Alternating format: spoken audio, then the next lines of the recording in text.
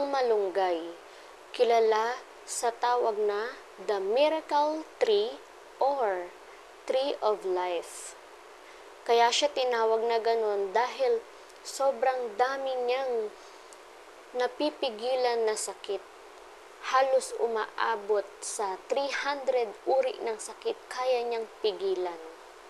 Kaya ikaw, kung mahilig ka sa dahon ng malunggay or bunga, paki-type naman dyan, paki-comment na yes, kung kumakain ka ng malunggay. Ang malunggay ay isang superfood na sobrang napakarami niyang benefits sa ating katawan. At ito ay base sa aking pananaliksik.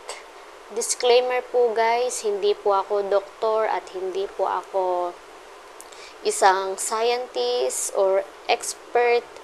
Ito ay base sa aking mga na-research dahil ako po ay mahilig mag-research ng mga bagay na gusto kong matutunan. At ito ay ise-share ko sa inyo para makatulong din ito sa inyo. Number 1, nakakapagpalakas ng katawan. Kaya dapat, habang bata ka pa, dapat kumakain ka na ng gulay. Tulad niyan ng malunggay na sobrang napakasustansya. Number 2, nakakatulong sa paggamot ng diabetes, sakit ng ulo, migraine, nagpapababa ng blood sugar, at nilalabanan ang mga intestinal worms or mga bulati sa tiyan ng mga bata.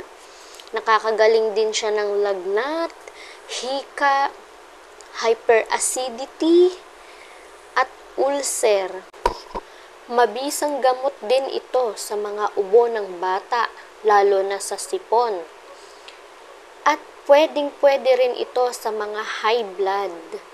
Ito ay nakakagaling din ng high blood.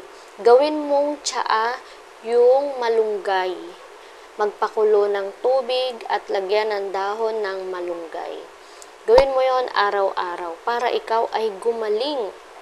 Number 3, mabisang pampagana at panunaw.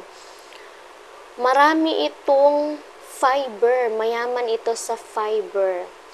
Sa mga hirap dumumi, bagay na bagay itong malunggay. Isahog sa ulam tulad ng tinola. Yan, napakasustansya niyan. Lalo na sa mga bagong panganak, yung may sakit, ito ay nakakagana kumain. Number 4, mayroon itong detoxifying potential. Ibig sabihin, nakakalinis siya ng atay at kidney. So, dapat, ayan, lagi tayo kumain ng malunggay para malinisan ang ating atay at kidney. Number 5, mayroon itong anti-inflammatory properties or mabisang panlaban sa mga impeksyon.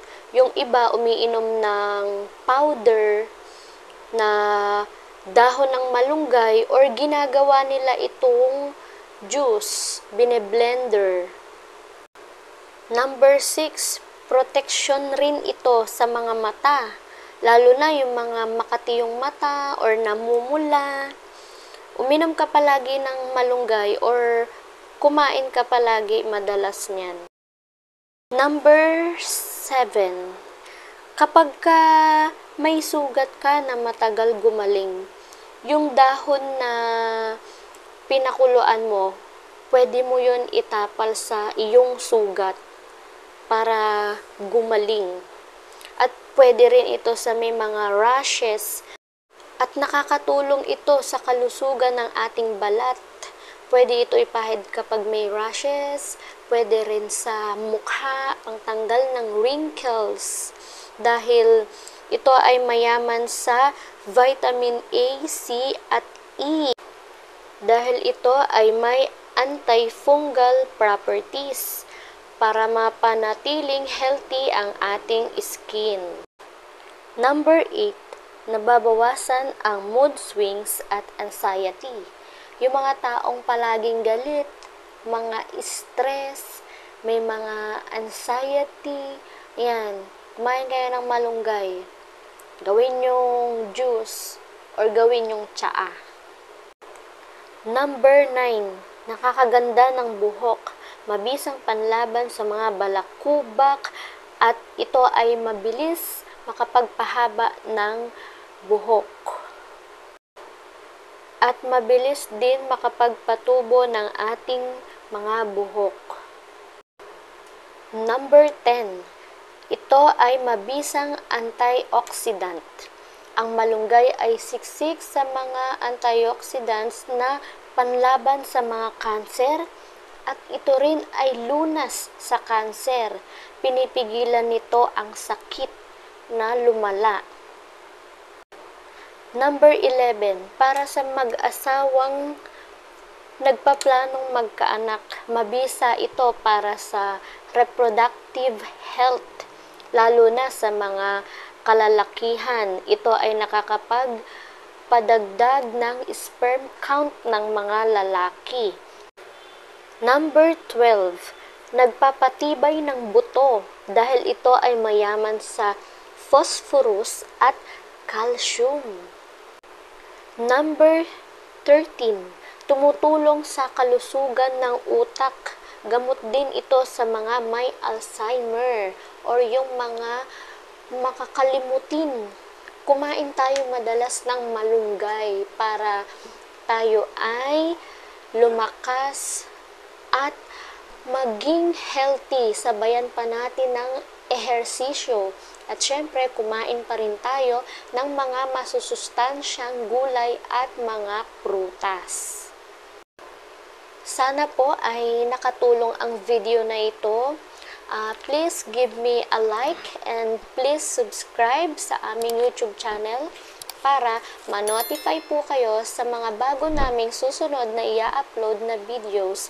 Sana po ay i-share nyo rin po ito sa iba para makatulong rin po, lalo na sa mga hindi pa nila alam na napakaraming benepisyo ng gulay na ito dahil ito ay superfood.